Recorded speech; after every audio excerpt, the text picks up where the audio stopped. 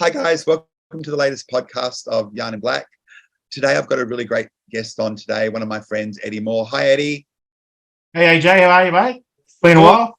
It's been a while to get you on as well. I'm so glad you could make it. Thanks very much. Yeah, great to be part of it. Cool. I just want to start the session by acknowledging the traditional custodians of land that we're meeting on. I'm here in Baldwin Q on the land of the Wurundjeri people, so I pay respect to their elders past, present and emerging. But Eddie, tell us a little bit about yourself. Who are you? Where you're from? Me, Eddie Moore's my name. I'm a Wemba Wemba, Wotjobaluk, Palawa, Puerto Rican man. So yeah, my mob's up in Wemba Wemba, mob up in Swan Hill, on mum's side, and the Wotjobaluk people are from Horsham, again on mum's side, and mum's mum was Puerto Rican, so that's where I get that side of thing. And dad was from Cape Barren Island in Tasmania. So, but I don't speak any Spanish or anything like that, and I don't know much about the place. So, but yeah, that's just part of my heritage. So, did your mum speak Spanish? No. My grandmother did. Yeah, she spoke it quite fluently. So, Do you remember her much? Yeah, I do. She lived in Bendigo in Eaglehawk. Okay, yeah. Where she lived, and I guess there were many times when we'd go and visit her. I remember she had an old place, obviously, and she had one of those old stoves, those real old iron stoves. And I remember she used to always, in the afternoons, she'd always cook up some scones with jam and cream. Nice. I'll never forget it. I'll never forget it. Yeah, she was really lovely. She was very kind to us and looked after us. If mum wasn't around or dad wasn't around, she'd always be there for us. So very, very fond memories of her. Yeah. Have you always lived in Melbourne? It's been a bit of a journey. So I actually, when I was about 7, I actually was put in a boys' home, actually, here in Melbourne. So I didn't, and that was at an early age. I was about 7, so I didn't grow up with my biological parents after the age of 7. After I left the home, I was fostered out to an Aboriginal family over in South Australia. So I moved over to South Australia when I was about 15. I when I moved out of the home, so lived with them, and then thankfully they were an Aboriginal family, and their sons and daughters became my brothers and sisters and extended family. Thankfully, I know my side of my family as well, and I'm finding out more as I go along. But I suppose I lived over there in South Australia for 20 odd years. Lived over there, went to school, got married, had 2 children. Got my first job over there working over in Adelaide. Actually, my very first job, apart from being a packer at Woolies, I was part of, I suppose, the intake of Aboriginal people into the government. So my very first job was starting at the State Library in Adelaide. Wow. That was my very first job. As like a little clerical officer, I think, or something I was. I remember my first paycheck was, I think it was about $420 or something for a fortnight. So I got that job when I was 18. That was that job with the State Library. And then from there, I think I moved into youth work after that. Started working with youth. A friend of mine, I was looking for something different, because I don't think my mind was being, I don't think I was satisfied with what I was doing. I thought I could do more. So I wanted to start working in the community, and I started working in the community, and I started working with the Department of Welfare. Yeah. Back in the day, with young Aboriginal youth who had been in trouble with the law and then had to do different programs to sort of rehabilitate and try and steer themselves away from committing crime. So, do you want to hear my whole? Do you want to hear my whole history or what? What got you to Melbourne? So long story. I worked in various jobs within South Australia. I guess I started working in Aboriginal health at an early age. So I spent probably 25 plus years working in Aboriginal health. Yeah. Working in different government departments in South Australia and WA. Worked up in the Kimberley region. In Aboriginal health, worked in Central Australia, where I actually ran an Aboriginal medical service at the base of Uluru. Yeah. In the community called Wotjobaluk. Yeah, I've been there. Where they met. That's where they spoke about the Uluru Statement from the Heart. That's where they had that meeting at Wotjobaluk. So I moved from there back to Perth. Because I wanted to be closer to my kids. Yeah. Because they were in Broome and I was in Central Australia, so I wanted to be closer to them. So I moved back to Perth, and then I just had this feeling I just wanted to come back home. Yeah. I think. And I decided, I'd done enough and I wanted to come back to Melbourne. Yeah. Back to try and find some family as well. So, or more family actually, because I obviously had found lots of family along the way, but just wanted to find out more and just, come back to your roots. So how long have you been back in Melbourne? Since 2014. Oh, cool. Been, back in Melbourne. So I remember just looking at how the place had changed. Yeah. Because I left when I was 15. I mean, I'd been back a few times, obviously, to visit, friends and family and stuff, but it's just how it had changed, how much it had changed. It was interesting. So I came back, worked within the hospital system, and then I was completing my master's in public health. Yep. At the same time as I was working in the hospital, one of the hospitals here. Where'd you do that at? Frankston. Okay, cool. Yeah. Frankston Hospital, Peninsula Health. So I was working there, running an Aboriginal health team, and I was doing my master's in public health at the same time. Yeah. And then, I don't know, I've always had this thought of doing my own business. Yeah. Because a lot of people said to me, Eddie, the work that you're doing for these hospitals, you could be doing it yourself and getting people to pay for you. But, you're right. I mean, I tried it probably 20 years earlier and it didn't sort of feel right at the time. Yeah. So I thought I'd give it another go, and I spoke to a few people. Aboriginal people who were already in business. Yeah. They gave me some, lots of advice.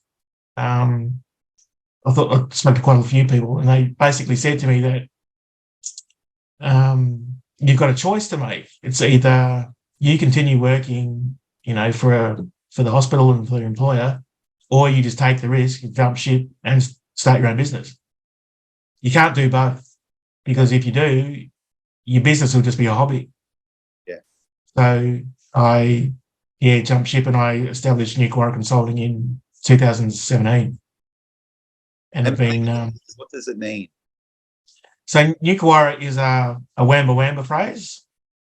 So it means welcome, come on a journey, of learning. And it's about, people coming together. And my logo behind me, I designed, is really about, people sort of coming from north, south, east, west. These little images here, like little fellas sitting around a campfire, having a bit of a yarn. So it's all of us all coming together, sharing our knowledge, sharing our experience, learning from each other. And then, once we've had a bit of a yarn around the campfire, then we all sort of go back into where we came from and hopefully share the word and share some of our learnings and share some of the experience and that knowledge with, the wider community. So that's really why I established New Quora Consulting, was really to, I guess, work with organisations who want to engage with Aboriginal people, go on an authentic journey of engagement. And really it's about bringing people together. I guess I guess that's one of the things I want to do is in all the work that I do, which is it's really taking people on a bit of a journey of awareness and understanding about, I guess, where this country's come from, where it's at, where we all need to go, as people.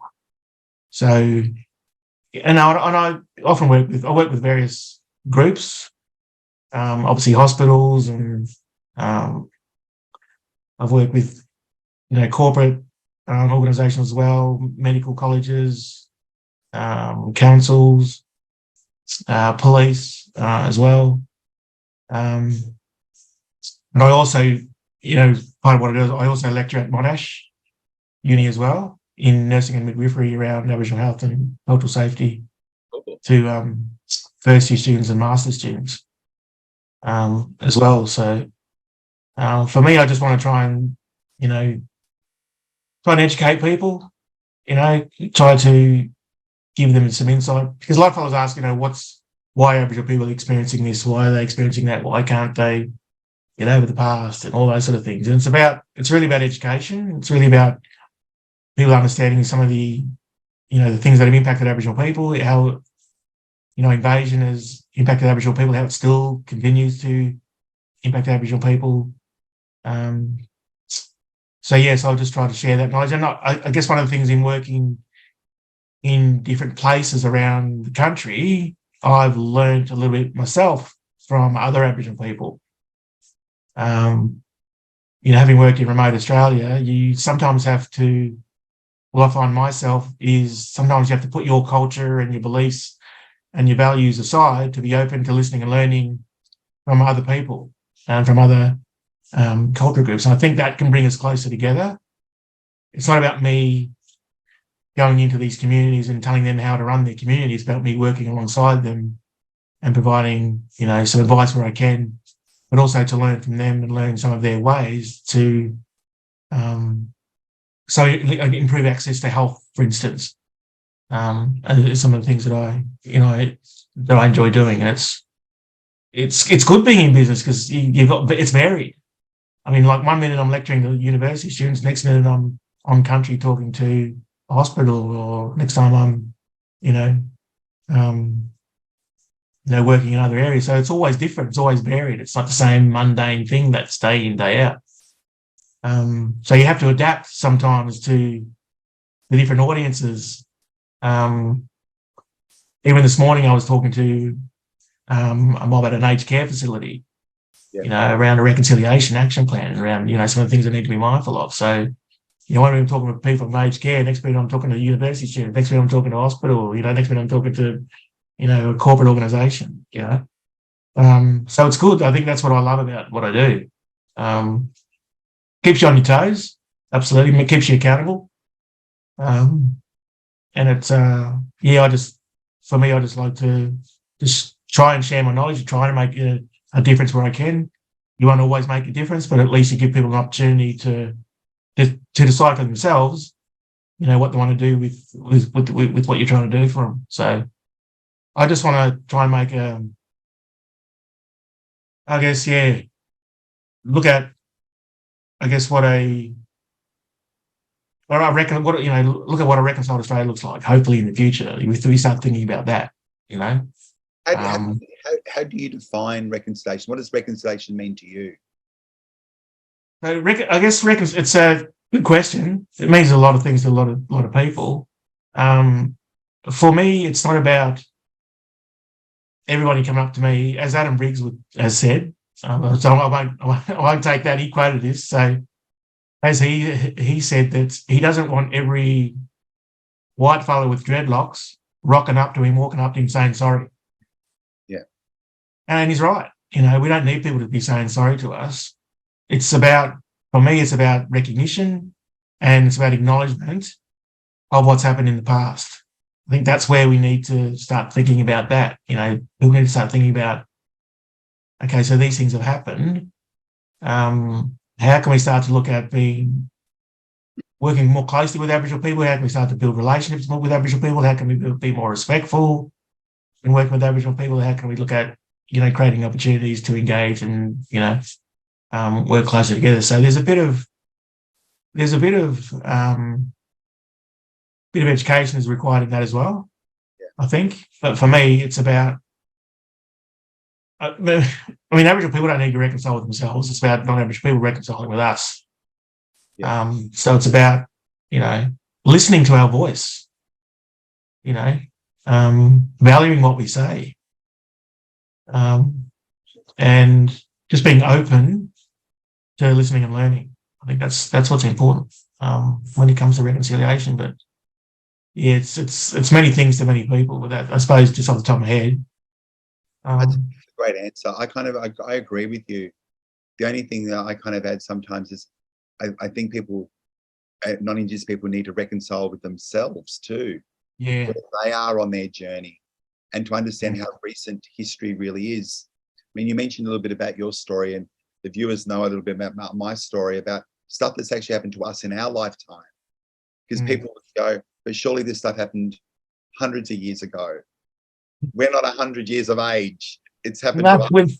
The country's not that old, Yeah. I mean, I talk to people too about some of the policies that were and the legislations that governments enacted, both sides of government, Labor and Liberal. When you talk about some of those things around, the Protection and Segregation Act, the Assimilation Act, Stolen Generation, some of those acts, Stolen Generation, for instance, ran from 1910 to 1970. The Assimilation Act was only repealed in early 1970s here in Australia. So when people say, it happened 200 years ago, get over it. Well, no, you can't. When, some of these laws, have only been repealed in the last, 40, 50 odd years, still within our lifetime. So, and just understanding how, I guess, intergenerational trauma impacts us. And it's been scientifically proven that intergenerational trauma is passed on genetically to family members. And that's why a lot of our mob are still experiencing what they're experiencing due to the impacts of colonisation. So, it's about, people just educating themselves on that. I mean, even going on their own journey of curiosity, not trying to read everything on Google, but actually going out and actually talking to Aboriginal people and actually going and visiting, different organisations, start, travel around. I mean, I suppose I just, I want to educate myself as well. I mean, I don't know everything. I don't claim to. I'm still on the journey of learning and so forth myself. But, I think it's important for people to just get educated. I mean, I often hear people, when I talk to different groups, they talk about, we never learned about this in school. And it's true. I remember when I was in high school, I did year 12, and we did anything around Australian history. If we talked anything about Aboriginal people, the history teacher would ask me, is that right, Eddie? Yeah. Thinking like, now I know that that's like a red flag. Like, if you don't even know what you're talking about, you don't even know what you're talking about is accurate, and then, that's a problem. Yeah. Do you think schools have changed a lot, or do you think schools are still struggling a little bit about how do we embed Indigenous perspectives into curriculum? I mean, I haven't had a lot to do with a lot of the schools, but I know that they've changed dramatically. I know they're bringing in a lot of elders to come in and run programs with the, kindergartens and primary schools. High schools are starting to do a little bit more. I mean, one of my friends, her son is 5 or 6, I think he is, and he can actually do an acknowledgement of country at the age of 6. So yeah, that was amazing. He was just amazing. So I know they're starting to do those things now. They've got Aboriginal education workers working in a lot of the schools around Melbourne and around the country. I know through my travels, and I only found out recently when I was down at Port Fairy, that there's at one of the primary schools down there, they're actually teaching Wimmera language to the students. Yeah. Which I only found out about a month or 3 months ago. Yeah. So I know that's happening. I know that's happening in schools here. I know that's been happening in Adelaide for decades. They've been teaching the Garden language. So they're definitely making improvements. But I think the problem is that it's not. Sorry. I think the problem is that it's not embedded in the curriculum. And I think there was an opportunity a few years ago where the national curriculum was being reviewed. There was an opportunity then to start putting some truth-telling into our national curriculum about the history of this country, because as we all know, there's two histories in this country that have been going along parallel for 230 years, but we only ever hear about the dominant culture's history. We haven't been hearing about the Aboriginal history. So I think a bit of truth-telling, a bit of within our curriculum would definitely help to educate people, because we think about future generations. I mean, people who do what I do, you would hope that schools would start to embed this. And then, who knows, eventually we'll do ourselves out of a job. I don't know if we will, but if they're educating our young people early on, they'll get that knowledge about us, and we won't need reconciliation action plans and cultural awareness training and diversity training and all those sort of things, because people will have the knowledge, Yeah. So, I think our education system, it definitely needs a revamp. Growing up, did you have any role models, Aboriginal role models growing up? Or do you have any now? Well, I suppose because I played a lot of sport when I was young, so I had a lot of role models in sport. But I suppose my foster parents were people that I used as role models. They're very strong, very prominent and recognised within the community. And I don't think I'd be where I am today without them. Yeah. Even though they weren't blood, they are still family. And we still get together and have a yarn every now and then. And I'm a bit older now, so, but it's they're definitely that. I suppose because I was into sport, sporting people were probably role models for me, because I wanted to play AFL and all the rest of it. So I had a lot of AFL sporting people who I sort of looked up to. But yeah. Any role models now? Good question. Yeah, it's interesting you asked that question. I don't know how to answer that one. Right. I don't know if off the top of my head, I don't. Not too sure. No. Actually, I don't know. It's a good question. I've haven't been stumped for a while. That's okay. It's not a job interview. It's fine. It's fine. I can move on to other things. Yeah. So tell me a little bit more about your business. There's a mixture of cultural awareness, reconciliation action plans, cultural consultations. What else do you do? So I do a bit of facilitation. I do cultural Aboriginal cultural audits. Yes. We do program reviews. So we do a lot of reviews of programs and projects for organisations. I've developed some online e-learning packages as well for different organisations, for medical colleges. Yep. As well. I do a lot of facilitation as well for different people. Obviously, working in the uni as well, doing lecturing. I guess I'm trying to look at some other things I can do as well. Besides that, I've been thinking about working with different people in the tourism industry as well.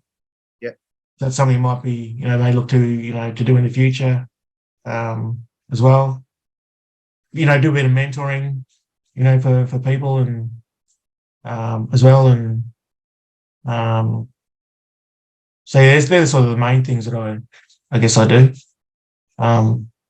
with my business, among a few other things. So, if I could give you like $1 zillion and you had an option to do anything you'd want to change or add to Aboriginal cultural practices or getting people to think about things differently, what would you do? How much have you got? Zillions of dollars. Oh, I suppose for me, because my heart's in Aboriginal health. Yep. So for me, I would want to see improvements in Aboriginal health. particularly in remote communities. I think for me, having worked in remote Australia and even as recently as 2021, I was up in a remote community working in health. Just access to services, I think, is something that really needs to happen because, everything's on tap here in the city. The further you move out of the cities into the regional areas and the country areas and into remote parts, of the country. There's remote parts in Victoria as well, but when I'm talking about Central Australia and up into WA and those sort of places, the resources seem to dwindle away. And I watched a documentary maybe last year around rheumatic heart disease, which is running rampant in our remote communities because the healthcare system seems to be still failing us. There was a documentary, it was called Heart Failure, was the name of the documentary, and I think it was on SBS or ABC, one of them. It talked about how the healthcare system is failing our mob in remote Queensland. Because our young people are filling up cemeteries. They're having open heart surgery.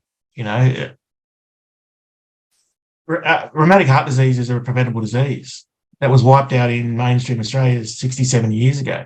Happy to be corrected on that, but it's running rampant in our remote communities. So there needs to be more effort, more infrastructure, more resources within our remote areas of the country. If rheumatic heart disease was running rampant in Melbourne or Hoorac, there'd be a national outcry. Yeah. So why is it being allowed to, fester in these remote communities? So for me, it's about, how can we better resource some of our Aboriginal medical services in remote Australia? It'd be one of the things that I do. But the important thing too is I think it needs to be owned and driven by Aboriginal people. So, Aboriginal community controlled health services is about Aboriginal health in Aboriginal hands. We know how to look after our own health. We've been doing it for over 100,000 years. So I think it's important that Aboriginal people lead that discussion, lead those initiatives. But it's hard to get people up there too. It's really hard to get people in those remote communities. Doctors that fly in and fly out, nurses that fly in and fly out. You need permanent people in those positions. But you also need, our Aboriginal health workers as well. We need to train up our local mob and our local community members to work in these, in these areas. So, and that can be difficult too, especially if you have people that, English is a second or third language. It can be difficult, but I think efforts needs to be made in that area. So, I guess for me that'd be something that I'd like to see change. Good. Wish I had $1 zillion. I'd give it to you right now because I agree with you in all that area. I was going to ask you, you've worked in same as me. We've worked in really remote places. Do you think Australians really understand what remote really means? No, I don't think so. Some people I've worked with, I've asked them if they've worked in remote Australia, and they said, "Yeah, I work down the road here, down in country Victoria. That's remote." Said, "Yeah, well, you're right. It is. It can be remote. I don't know what they distinguish in distance.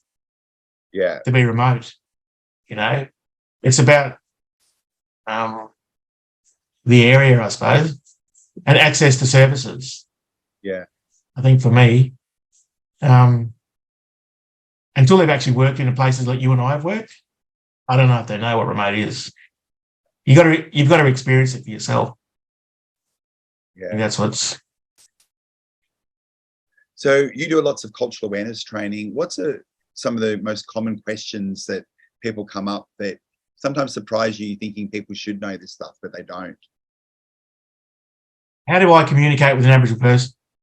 Oh, yeah. How do I start a conversation with an Aboriginal person? Yeah. And I say, why do you ask that question? And they say, well, I'm afraid I might offend them, or I'm discriminatory, or I might be seen as racist. And I say to them, like, so where did that come from? Well, where did you learn that? And they said, oh, I don't know. It's just how I've always felt. I said, well, you've learned it somewhere. It's like an unconscious bias that you have about talking to a particular group of people. I mean, how do you find talking to a Greek person or an Irishman or an Englishman or someone from France? Oh, yeah, it's okay. I said, how do you feel talking to me? Oh, no, you're all right. I can talk to you. Well, I'm the same as everyone else. Yeah, you know, I'm no different to any other Aboriginal person. But you need to decolonise your mind. You need to unlearn what you've learned. Maybe stop listening to social media and different news channels who are biased, and start, you know, going out and meeting people. You know, go out and start having a yarn. And make the mistake. Like, make a mistake. Don't be afraid to make a mistake, because you will. I've made mistakes myself as an Aboriginal man, you know, working in some of these remote communities. We don't get it right all the time. We don't get it right either, you know. So even sometimes I need to be mindful of how I speak to people. So I said communications are key. So when I talk about communication, I talk about these different communication styles. Yeah. So Aboriginal people, or I suppose Indigenous people, Aboriginal people, are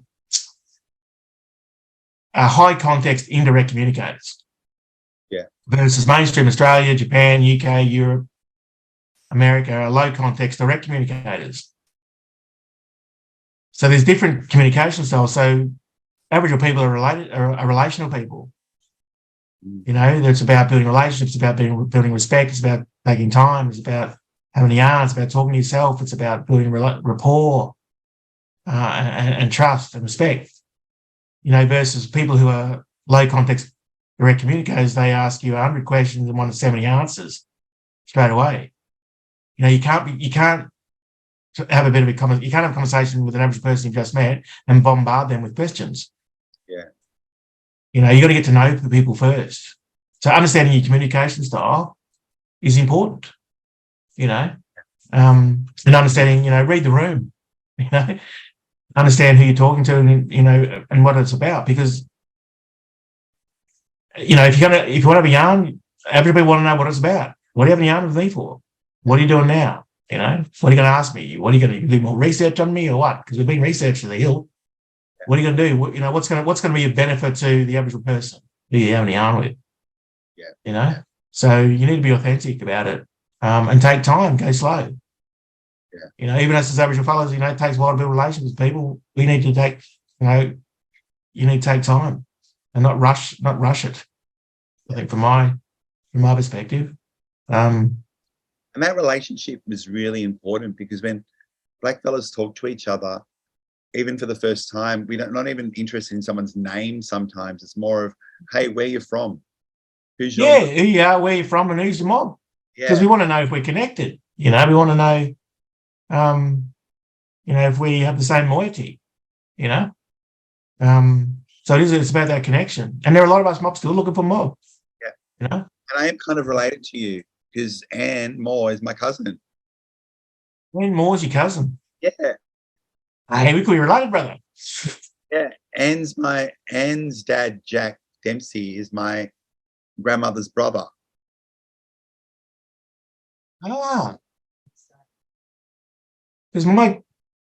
Ah. Yeah. So Jackie and Tiger, their dad is my grandmother's brother. We need to have more yarn in you, brother. Yeah.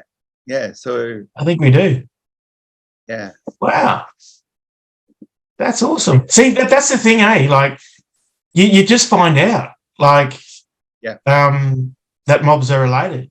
I do a little exercise sometimes with mob when I do different sessions with people around connection. So I get people to think about, you know, who are their families, who are people that they feel connected to, what are their beliefs and values, and, you know, where the lands and places they feel connected.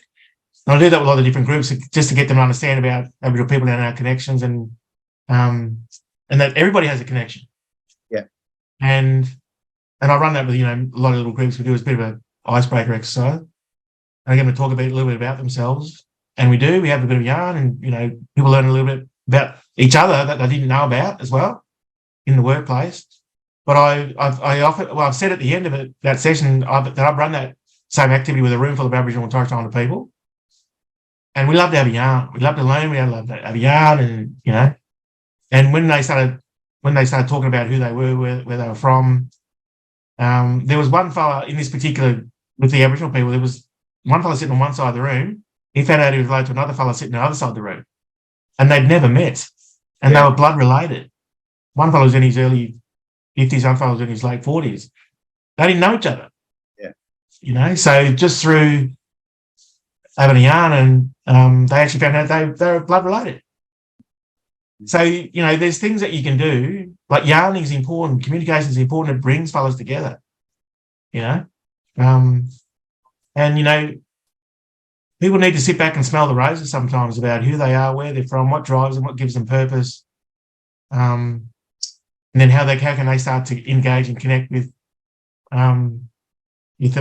themselves, with their families, with their friends, and if they're working in an organisation, you want to engage with Aboriginal people. How do you do that? Yeah. But to give yourself time to do it. Don't try and rush it. I think it's the thing for me. Is the advice that I give to people. Don't try and rush it. Don't push the subject. Just let it go, let it flow. You find, like, I know when I'm helping organisations with reconciliation action plans, is trying to explain that the plan is a living document and it's not an outcome. And exactly that reconciliation takes time, that it's not, you're not just going to reconcile tomorrow, if that makes sense. No. You need to go on a authentic journey of reconciliation. Yeah. Try and rush it. It's not just a tick and flick. People want to say, can we get this done in about 2 or 3 months? I said, no, you're not gonna. If that's your case, I'm walking away. Catch you later. If that's what you want to do. And there's been a few that I've had to slow down. Yeah. So, which is good, because then they sort of realise, okay, maybe we're not thinking about this the right way. Maybe we need to just take a step back and just go slow. Because you're right, it's a living, breathing document that all staff need to breathe life into. Yeah. So it's not about just the leadership group within an organisation that drives the reconciliation action plan. It needs to come from the bottom. It needs to come from staff who work on the ground, because they're all going to play a role in how that's going to be implemented across their organisations. So it's really, I often talk to them about, the RAP doesn't take the place of anything else, any other plans or any business plans or action plans or strategic plans. It's not an add-on to what you already do. It's a value add to what you do, and everybody needs to to play a part in how it's going to shape what you do on a daily basis and your scope of practice. So that's the advice I sort of give people. I'm watching the time. I know we need to round up soon. Can I ask you a couple more questions? And one is, where do you see yourself in 5 years' time? What would you like to be doing? I hope to still be in business. Well, I'm 52 this year, and I'm going, I hope to be alive in 5 years' time. Well, I go to the gym 3 days a week, so I better be alive. Fit and healthy would be nice. Yes, absolutely still want to be in business. Hopefully I've expanded in other areas. Hopefully I've started to make a bit of a difference with organisations. Hopefully what I do still matters to people. Yeah. And hopefully we've started to change the I guess the landscape in Australia of how people see Aboriginal and Torres Strait Islander people and how they relate. Hopefully it's people of organisations I've worked with, hopefully they've made that change. Hopefully they're still committed to what they do, I suppose. Hopefully the family's well and everything's lovely, I suppose, just off the top of my head. Yeah. I'm not making this a political question, but I'm going to ask it in a different, roundabout way. Is that let me guess what you're going to ask. we have the referendum coming up. Yeah. My question is, how do you think the work that we do will be impacted if we do get like a no vote coming through? How will our work be? I hope that it hasn't changed, that, we're still needed. Yeah. I think people might be asking a lot more questions. I think what we do might take off. Yeah. People might want to, okay, so it's got through notes, what does that mean? Maybe we need to go and find out. Maybe we need to educate ourselves. Maybe it could help us, maybe. I mean, it's a good question, but hopefully people want to know more about this space, this complex space. I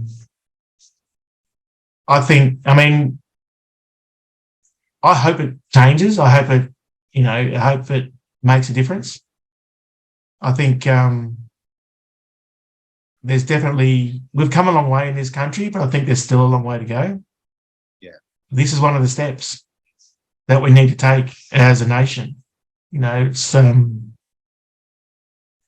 I think for too long the voice of Aboriginal people hasn't been valued. Yeah. So, we're talking treaties, we're talking truth telling, we're talking voice to parliaments. Something's got to make some change. If it's not a voice, what is it going to be? We can't keep rolling along as a country. You can't keep, doing the same thing and expecting a different result. But something has to change. So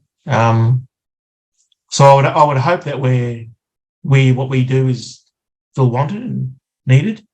I think it will be. But I think, it's definitely a time for the country to make a stand, and be on the right side of history, I think. So people need to understand, I think, why this is happening. It is a change to the Constitution. It's wording being changed in the Constitution. That's what people are voting on. Yeah. If they want wording changed in the Constitution, that's one thing. The model, that can be decided after. Yeah. And I think that's when that would create an opportunity for the yes camp and the no camp to come together and maybe look at what a model would look like. Yeah. That would create that opportunity. I think having it in changing the Constitution, it makes governments accountable. Yeah. To if they're going to make legislation or acts of parliament or whatever, that they talk to Aboriginal people prior to that, which hasn't happened in the past. Yeah. All the different policies and legislation I talked about before was all done without consultation with Aboriginal people. So at least it'll the government has the obligation to sit down at the table and listen to Aboriginal people. If you're going to make laws about Aboriginal people, then talk to the ones you're making laws about. Yeah. So I think that's going to be important. So we need to change the narrative in the country and give Aboriginal people more of a voice in decision-making that impacts them and families and communities and so forth.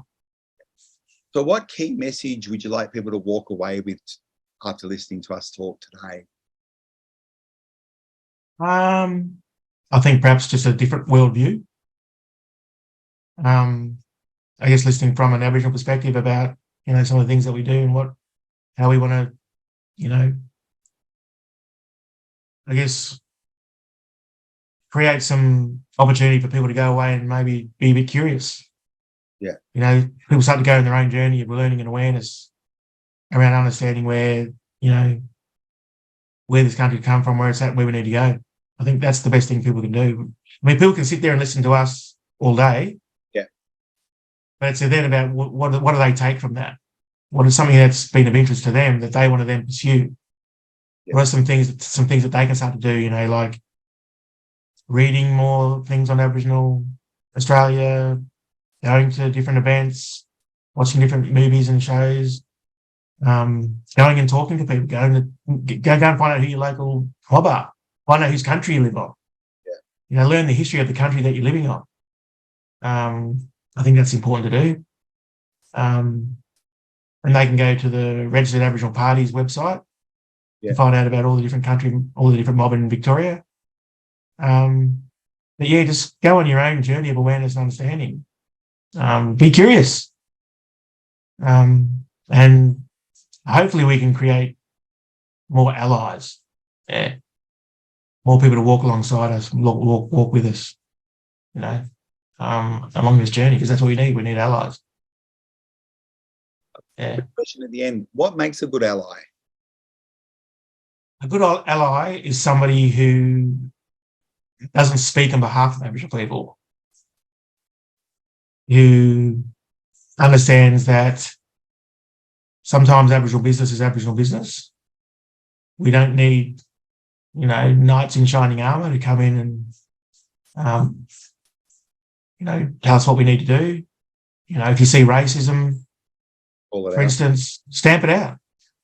The standards we walk past are the ones we accept. So walk alongside us, be there for us, but don't come with your own agenda. Be prepared to listen more and talk less. But be guided by us. Be guided by us, and be prepared to be included. Be prepared not to be included. But yeah, definitely don't speak on behalf of us. Walk with us, talk with us, and listen and learn. Yeah. Look, I know we have to go. I can talk to you again today. I'd love to bring you back in another series to have a continuation of this conversation. But I want to say we can talk for hours, you and me. We've done it before. I know we can. But I want to say thank you very much for joining me tonight. Hey guys, join us for the next episode, which will be the final one in the series. So I'll see you guys later. Thanks a lot, and thanks, Eddie. Thanks, guys. Thanks, AJ.